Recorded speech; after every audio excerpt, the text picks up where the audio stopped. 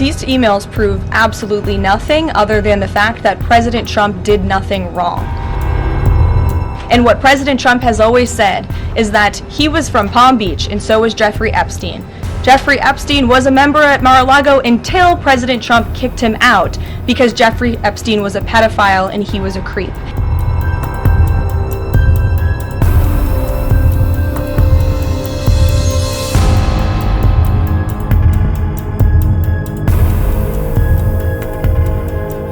I have your statement about the new Epstein emails that have been released by House Democrats.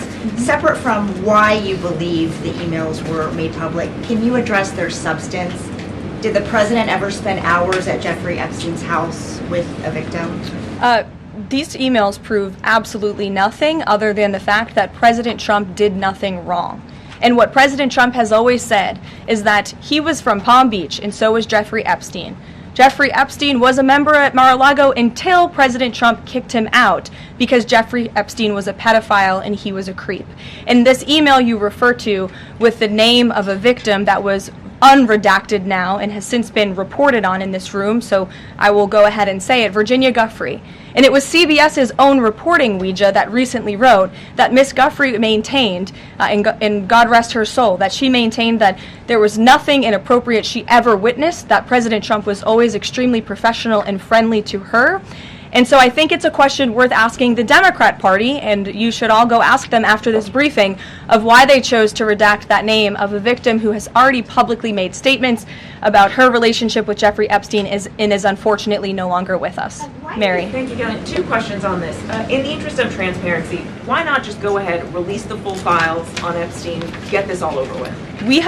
This administration has done more with respect to transparency when it comes to Jeffrey Epstein than any administration ever. In fact, this administration, the Department of Justice, has turned over tens of thousands of documents to the American people. We are cooperating and showing support for the House Oversight Committee. That's part of the reason you are seeing these documents that were released today, because of the House Oversight Committee's and Republicans' efforts to get these out to the public. This administration also moved, the Department of Justice also moved to unseal grand jury testimony, which we know, unfortunately, a judge declined those requests. So this administration has done more than any, and it just shows how this is truly a manufactured hoax by the Democrat Party. For now they're talking about it all of a sudden because President Trump is in the Oval Office. But when Joe Biden was sitting in there, the Democrats never brought this up. This wasn't an issue that they cared about because they actually don't care about the victims in these cases. They care about trying to score political points against President Trump, as we have, of course, seen with this government shutdown. And this entire thing, again, it's not a coincidence to the American people at home. There are no coincidences in Washington, D.C. And it is not a coincidence that the Democrats leaked these emails to the fake news this morning ahead of Republicans reopening the government. This is another distraction campaign by the Democrat and the liberal media, and it's why I'm being asked questions about Epstein instead of the government reopening because of Republicans and President Trump. But given your interest in transparency, Karoline, why are White House officials then meeting with Representative Boebert in an effort to try and get her to not sign this petition calling for the release of the files? Doesn't it show transparency that members of the Trump administration are willing to brief members of Congress whenever they please? Doesn't that show our level of transparency? Doesn't that show the level of transparency when we are willing to sit down with members of Congress and address their concerns? That's a defining factor of transparency. Having discussions with members of Congress about various issues, and I'm not going to detail conversations that took place in the Situation Room in the press briefing room. Reagan. I have a question about the government shutdown. Thank you. I'm glad someone does. First, on the government shutdown, the shutdown deal reverses the administration's regs, and it also prohibits more from happening until the end of January.